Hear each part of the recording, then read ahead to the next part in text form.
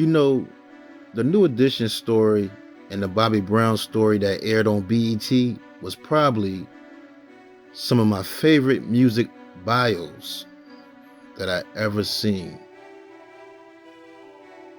Now, in those movies though, right, there was one person who was a major figure in making their career successful, and his name was Jheryl Busby, played by R&B singer Tank. And look, right, Tank, it was an honor for Tank to play him because he knew him personally. Because Tank said when he moved to LA to pursue his dreams and get a record deal, he was broke, on the verge of being homeless with only $1,000 to his name, living in his car. And he ended up getting a chance to meet and sing for Jheryl Busby, who bought two of his songs for $17,500 a piece. He looked out for Tank. That's the kind of guy Jheryl Busby was. When a lot of those older artists lost their deals during that disco era and all that mess, he signed them and gave them another chance to make music. Smokey Robinson said he had tremendous respect for the way Jheryl continued the Motown legacy after Berry Gordy.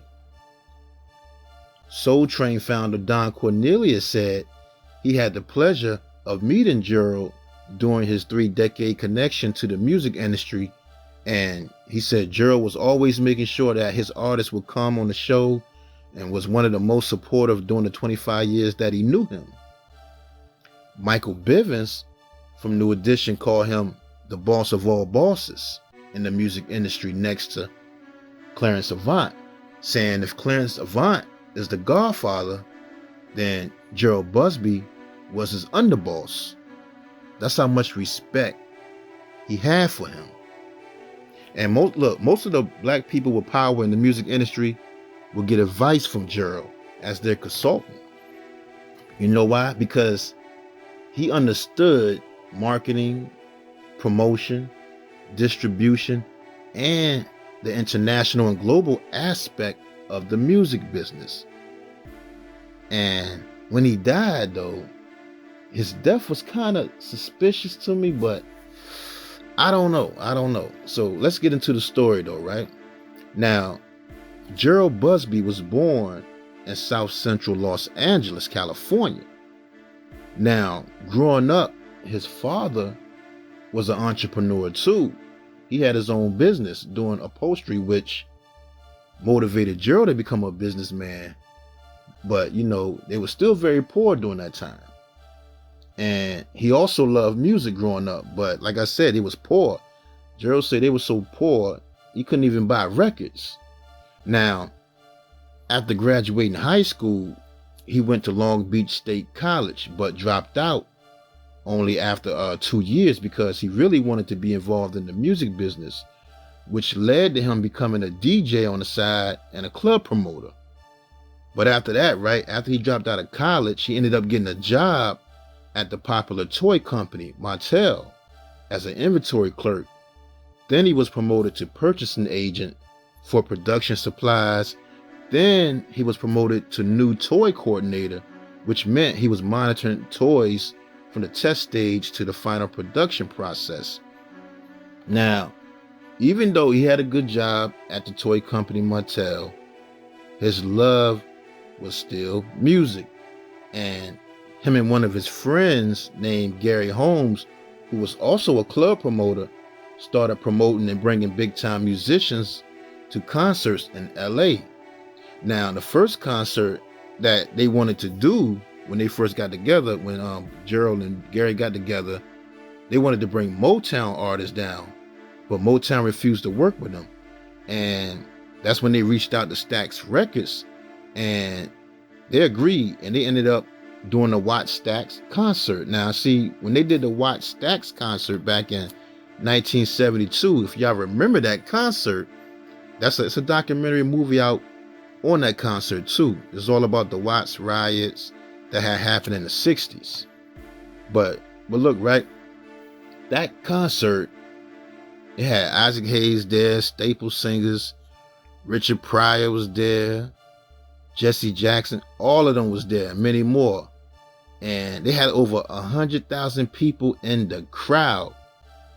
And when Stax Records seen how Jheryl and Gary promoted and put that concert together, they offered them a job with the label as regional promotional representative.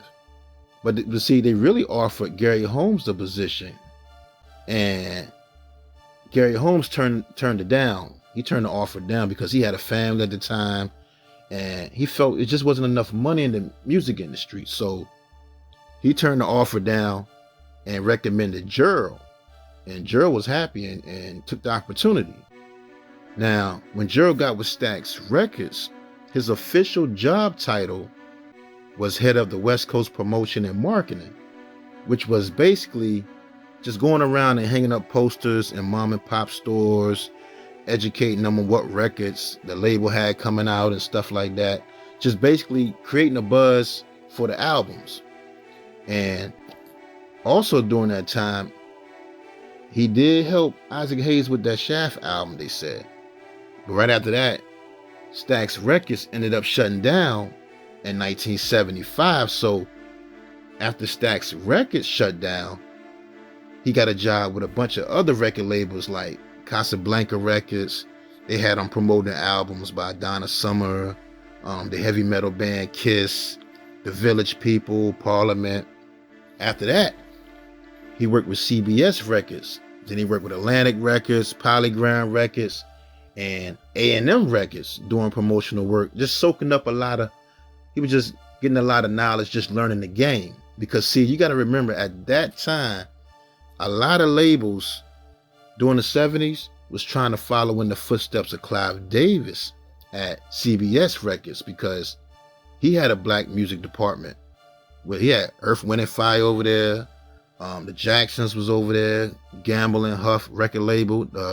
Philadelphia International Sounds. You know, they had Harold Melvin and OJ's and all them over there. Isley Brothers, Sly and the Family Stone. They were selling records like crazy at CBS with Clive Davis. And a lot of labels was trying to just do the same thing he was. So 1984, Jheryl, he left A&M Records and was hired at MCA Records to build a black music division like Clive Davis did at CBS. And they gave him a salary of $150,000 a year. Now see, how he got that job at MCA was because of Clarence Avant, who recommended him to MCA's CEO at the time, a guy named Irvin Assoff. Well, Clarence Avant actually brought him 3 people to run the black music department over there. I want to say he brought Jheryl Busby, Lewis Silas, and Ernie Singleton. And for Jheryl, the deal was great because he was starting from scratch. They had nothing over there, no black department, so it was all brand new. They wanted him to put that whole department together. So everything was just brand new in that department, and now he was the president. And man, he turned that company around and saved them from bankruptcy and everything, because before that, they used to call MCA Records Music Cemetery of America. And they also had a reputation for having mafia ties too. A lot of mob ties during that time. But see, when Jheryl got that position, right, he hit the jackpot, because he ended up signing Patti LaBelle and Gladys Knight, who both were just dropped by their labels because that disco era had pushed them out. So they was free agents at that time. But look, there was one special group that he did sign and took a chance on, which was New Edition, who became MCA's first hit black group since 1979. Now at first, right, Jheryl was kind of unsure about signing New Edition because they weren't a powerhouse singing group. They was young, you know, but what really changed his mind and made him sign them was when he seen all those girls chasing him and screaming after them. And that's when he knew he had something. And Jheryl loved New Edition, man. When Michael Bivins confronted him about those $1.87 checks they received, Jheryl told him straight up, look, y'all should have read the contracts. Because come to find out, their management had signed them to a production deal they didn't even know about. They wasn't even signed to MCA. Wow. You gotta read those contracts. All y'all up and coming artists and people trying to get in the industry, read those contracts. And that's when Michael Bivins started learning about the business, watching Jheryl, which led to them firing their management, and they got new managers. Michael Bivins, he was the one that told Jheryl that they wanted to add Johnny Gill to the group to replace Bobby. And Jheryl made that happen for him. And then when he put Jimmy Jam and Terry Lewis for that new Any Heartbreak album, man, the rest is history. That's a classic album right there. And look, even when the guys voted Bobby Brown out, right, Jheryl was the one who told Bobby and his mother that he still believed in his talent. And he wanted to give Bobby a solo deal because he didn't want him to go back into the street life. He saved Bobby's life during that time, convincing him to go to LA and record his debut album titled King of the Stage. That's when he did the Girlfriend video and all that. And look, he just kept signing good talented artists, man, all through the 80s. Jody Watley, after she left the group Shalimar, he signed her. He signed Pebbles, which led to him doing business with Babyface and L.A. Reid. He signed Stephanie Mills, Bobby Womack, the Jets. The Jets, who were successful in the pop and R&B world, had a lot of #1 hits. He signed Ready for the World. Bobby Brown had released his second album, Don't Be Cruel, which was the first major crossover hit for a new jack swing singer at that time. Took the world by storm when he dropped that album. Jheryl and his team found Teddy Riley them. He helped Andre Harrell, who started his label Uptown Records through MCA. And the hits just kept coming. He had urban radio jumping and the pop charts. A lot of those artists was crossing over to the pop charts, making MCA records, man. They had made 80 million during that time. Brought them right out of the grave, man. Basically, MCA became the blueprint that a lot of major corporations use for their black music departments. His success made other record companies start up their own black music divisions. Wow. A lot of white labels were trying to get them a Jheryl Busby on their team. He changed the game, man. I'm telling you, this guy was unbelievable. So now check it, right? 1988 comes. Berry Gordy decides to sell Motown. He sells Motown for $61 million to MCA and another company called Boston Ventures, some white investors, right? I mean, Berry Gordy, he didn't want to sell, but at the time, the company was losing a lot of money. And, plus he was getting older, man. He was just tired of the headaches, so he sold it. He just looked at it like he started the company with $800 back in the, 59 or 60, something like that. He started the company with $800, and now he has $61 million. And he was just good with that. Even though, now look, a lot of black people, Bill Cosby, Jesse Jackson, they didn't like that he sold the company to some white investors in corporate America. But you got to think though, man, that Berry Gordy, he been in the music business since the early 60s or something like that. He dealt with a lot of stuff, man. I know he was tired. He dealt with racism, probably dealt with the mafia. Not to mention different attitudes from artists and everything for years. But he got a lot of backlash from a lot of black people like Bill Cosby and all them, but, because he sold it to some white investors. But I would have thought, all the powerful black people at that time, like Robert Johnson at BET or Don Cornelius at Soul Train, would all came together and bought Motown. But hey, I don't know. But anyway, Berry Gordy sold the company, right? He sold the Motown name, all the music catalog, the masters, all the recording contracts, but he didn't sell the publishing at the time. He didn't sell the publishing though. But he did sell it later on in life to EMI for over $100 million or something like that. But he sold Motown to some white investors called Boston Ventures, whose share was 70%, and MCA had 20% with a 10-year agreement to distribute Motown records for a 25% fee. But here's the thing though, for that deal, right, that Berry Gordy made, in order for the deal to fully go through, Berry Gordy said he wanted 20% of the company to be retained by African American investors.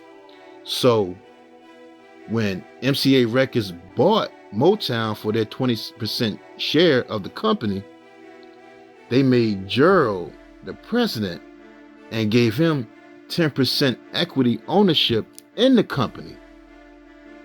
Now he owns 10% of the Motown company. And they also made Clarence Avant the chairman of the management board. Now the president of Motown, right? The new Motown is what he was calling it. Jheryl knew exactly what to do to make Motown one of the biggest black music labels again, using the same strategy he did at MCA Records, which was sign some young talent. That's when he signed the group The Boys, who ended up having back-to-back #1 hits, Dial My Heart, My Lucky Charm. He signed a group called Today, who were found by Teddy Riley, and they had the song Why You Getting Funky on Me that was on the House Party soundtrack. But they also had a song called Girl, I Got My Eyes on You that hit #1 on the R&B charts. Now he also signed the trio girl group The Good Girls, who had a song titled Your Sweetness. I always thought the Good Girls was going to be bigger than what they were though. They was a pretty good group to me, but they didn't have a chance to shine. Now, Jheryl Busby signed Shanice, who told the story in the interview, right? Shanice told the story about how she was upset that Jheryl Busby picked the song I Love Your Smile as the first single, which ended up being her biggest hit ever. And she said in the interview, after the song went #1, she realized Jheryl was a genius. Now, Jheryl also said Shanice was the one artist he wanted to be a megastar and sell millions of records. He really loved Shanice. I love some Shanice too. Now, plus, look, he signed Johnny Gill to a solo deal. He was nominated for a Grammy with his #1 hit, My, My, My. Actually, he brought The Boys, the group Today, and Johnny Gill with him from MCA Records when he took the president job at Motown. Let me see what else he did. Now, he gave Michael Bivins a label deal, which led to him signing the group ABC, another bad creation, who went platinum. And he signed Boyz II Men, who sold millions and won Grammys. Now, look, Michael Bivins also stated that him and Jheryl were the first ones to do a 50-50 joint venture deal. They invented the 50-50 joint venture deal. Wow. History right there, y'all. And what's crazy is, right, Jheryl really didn't want to do the deal with Michael Bivins at first, only because of the backlash he would receive from other music moguls like Clive Davis, Tommy Mottola, and all of them, because he felt if Clive Davis and Tommy Mottola found out that Jheryl Busby gave a young black man, Michael Bivins, half the money, then they would have to do the same thing, which is changing the game. But Jheryl, he was a real guy, and he decided to take a chance with Mike Bivins, creating the 50-50 joint venture, which later on opened the doors for so many young black entrepreneurs, labels like Bad Boy, So Def, Death Row, and a bunch of other ones too. That's crazy, man. I'm telling you, man, this guy was the man. He changed the game. Look, in an interview, right, he said there was 2 special artists he wished he could have worked with longer. Like I said earlier, one was Shanice, and the other was Michael Bivins, saying he made a lot of money with Michael Bivins' talent, and he made Motown's value go up. When y'all get a chance, check out some Michael Bivins interviews. He was big in Jheryl Busby up, man. And look, don't get it confused now. Jheryl, he knew his music. He knew when a song was a hit. For example, Dallas Austin, he did that interview on Vlad saying when Babyface wrote I'll Make Love to You for Boyz II Men, Boyz II Men told Babyface the song was horrible in his face because they felt like it sounded too much like End of the Road. And that's when Jheryl Busby made them do the song.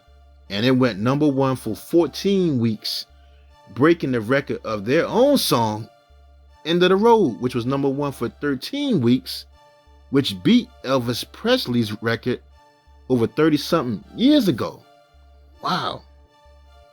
No, Boyz II Men, to be fair, Boyz II Men said they just was young. They didn't know, But Jheryl Busby also, he brought back Diana Ross. He got Diana to come back to Motown. Smokey Robinson had left, and he came back.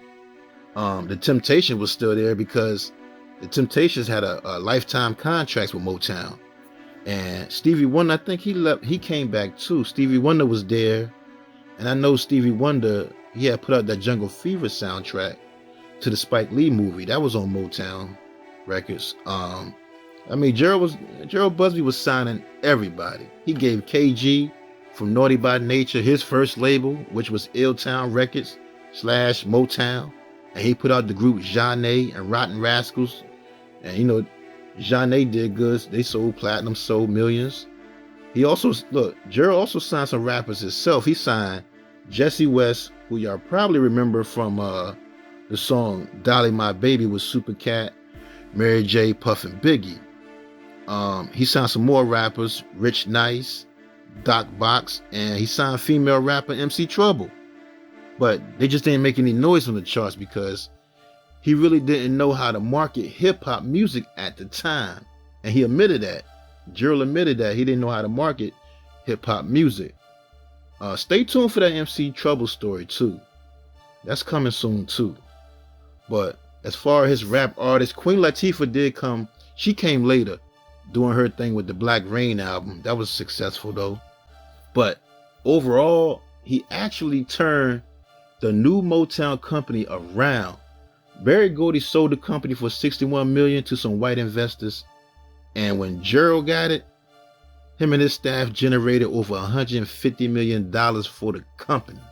Wow. And most of the acts he had signed went gold or platinum. And he put out a lot of number one hits on the charts, man. Even some of the songs, some of the albums didn't do well. But for the most part, a lot of them was hits. And he was declared the king of the urban music at the time. He created a powerhouse for black executives and black talent at Motown. He had Motown hot again, man.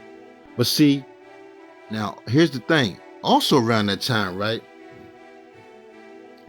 Jheryl felt that MCA Records, who was partners with Motown, they wasn't helping him on the promotional side for his black artists, which was part of the agreement when he took the Motown job.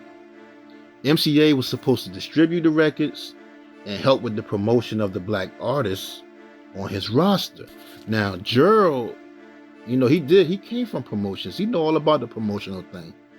He felt they was trying to destroy and sabotage the Motown legacy. And he was saying this in an interview one time, man. That's messed up. He felt they was actually trying to destroy and sabotage the Motown legacy. When he would talk about that, how the way they was treating him and everything, he would cry, man. He'd get emotional saying he'd rather quit the president job at Motown than see the label become a cash cow for huge corporations. He really wanted to revive the Motown legacy. He wanted to be the savior for Motown. But in my opinion, I just think he was a black man with too much power, making a lot of money, and they didn't like it. And when he got fed up with the bad treatment, how MCA Records was treating him, he wanted to take Motown to a different distribution company. So he sued MCA to let them out of their distribution deal with them. And he took Motown to Polygram Records. And all of Jheryl's work made Motown's value go so up, right? The value, which led to Polygram Records buying the whole Motown company for over $300 million now. Wow. And remember, Jheryl had 10% ownership in Motown at that time. But in 1994, Polygram, like I said, they bought the company, bought the whole Motown for $300 million. 94, they fired Jheryl Busby and gave his position to Andre Harrell because hip-hop music was at the forefront and they wanted to ride that wave. They wanted to bring some more hip-hop to Motown. And I understand that. It's understandable they wanted to bring hip-hop to Motown. And like I said, Jheryl, he admitted that he really didn't know how to market hip-hop. He was an R&B guy. So they let him go. They fired him. But when Andre Harrell took his spot, Andre Harrell didn't even last 2 years at Motown. He was forced to resign. When Andre Harrell took over, everybody started leaving Motown, like Shanice, Jody Watley, Johnny Gill. Johnny Gill said, look, in the unsung episode with Johnny Gill, he said when Andre Harrell tried to talk to him about his album, he told him straight up, you ain't Jheryl Busby, so don't even talk to me. Wow. Now, after they fired him, right, 98 comes, 1998, he was free agent. He could have went anywhere. Everybody wanted Jheryl to work for their company. Even Disney, because of his track record. Disney wanted him. But DreamWorks Records offered him a job as the head of the urban music division for their company. And, you know, they done seen what he did at A&M Records, MCA Records, and Motown. So they hired him for DreamWorks Records. So when he took the job at DreamWorks, he put out artists like Dave Hollister, female rapper Soleil, if y'all remember her, and Tamar Braxton released her first solo album over there too. Jheryl said he wanted Tamar Braxton to be his Janet Jackson of the label. Now, he also executive produced the soundtrack for the Disney animated movie called The Prince of Egypt, which was big. And I think he had something to do with putting that song together with Whitney Houston and Mariah Carey, which won an Academy Award. Now, check this though, right? That same year, he became a major shareholder in the nation's first black-owned national bank, which was called Founders National Bank of Los Angeles, alongside with Magic Johnson and Janet Jackson, calling themselves the JJB Partnership. Wow, black bank. I didn't even know they had a black bank. That's crazy. Now, him, Magic Johnson, Janet Jackson, and a few other black investors put their money together for this black bank. And the deal was aimed at establishing a nationwide network of banks in black neighborhoods. In an interview, Jheryl said he got into banking because as he gets older, pretty soon he'll have to retire from the music business, but he still wants to be attached to it. So by buying a bank, he could become a lender for those who need financial help coming up in the game, and a beacon of light and hope to the people living in forgotten communities. It guarantees access to capital. Now, in 2001, he ended up leaving DreamWorks Records, and in 2004, Def Jam Records made him an offer and named him president of Def Soul Classics, which was their R&B division, and they wanted to focus on veteran R&B artists. And they ended up signing Patti LaBelle, signed there, and the Isley Brothers to the label. Patti LaBelle released her 15th album titled Timeless Journey, which went gold. And the Isley Brothers released their 30th album titled Baby Making Music. But 2 years later, after doing that, Kevin Liles, he left Def Jam. He was the president at the time. And Jheryl decided to leave also because that's who he was dealing with, Kevin Liles. After that, That's when Jheryl and a guy named Mike City decided to form a label together called Umbrella Records.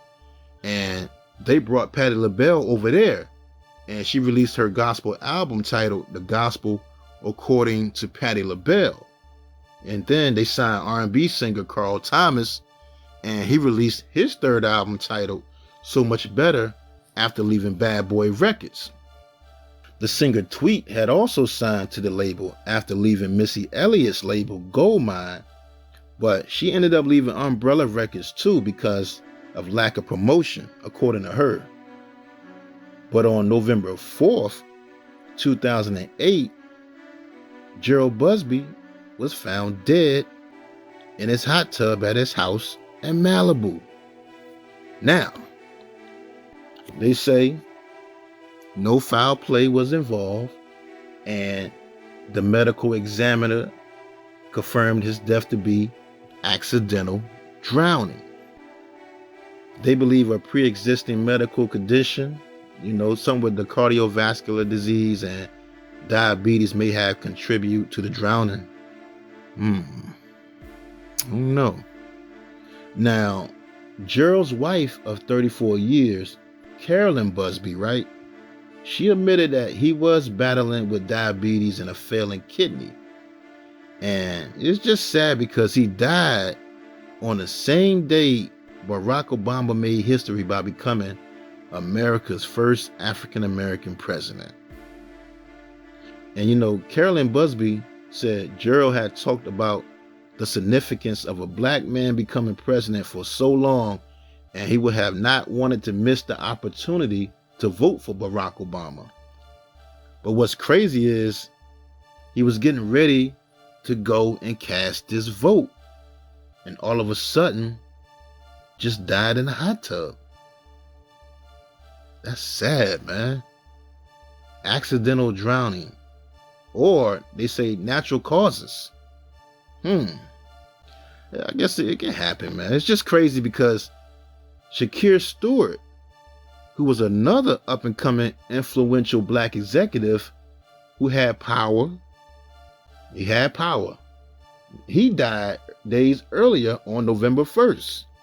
And he was found in the bathroom at his house in Atlanta with a self-inflicted gunshot wound. Then 4 years later, another powerful black executive, Chris Lighty, died the same way. But yeah, man. Jheryl, he got children, he got a lot of family and friends that loved him, man. So I'm hoping one day somebody put out a book about his life, because I think the world really needs to know the real story about his journey and what he did for black music and how he put a lot of black people in power. Because what I'm giving y'all today, this ain't even half of the things he has done in his life and career. There's so much more to his story, man. And you know what? Nobody talks about Jheryl Busby. That's crazy, man. I don't even think he has a star on the Walk of Fame out there in Hollywood, man. I couldn't find no video footage, no interviews, no nothing. It's a lot of articles, a lot of reliable sources through Black Enterprise and Ebony and Essence magazines and stuff like that, but there's not one interview on YouTube. I want to actually see him talking. There's no videos or nothing out of him, man. It's crazy. Look, the last hope was, I was hoping Clarence Avant, who's considered the godfather of black music, to speak about him or have some interview footage of him in his Netflix documentary or something. I don't know if y'all seen Clarence Avant's Netflix documentary, but in the documentary, they just show a picture of Jheryl Busby and they didn't say one word about him. In which I thought was kind of strange, because he's actually right under Clarence Avant on that level. You really can say that both of them are the godfathers of black music. I know Michael Bivins said he got a documentary coming out, so I'm pretty sure he's going to talk about his time with him and everything he learned from him. So I'm waiting on that one, but I would love to see a Netflix documentary on Jheryl Busby. That'd be dope, man. He was 59 years old. R.I.P. to the legend, Jheryl Busby.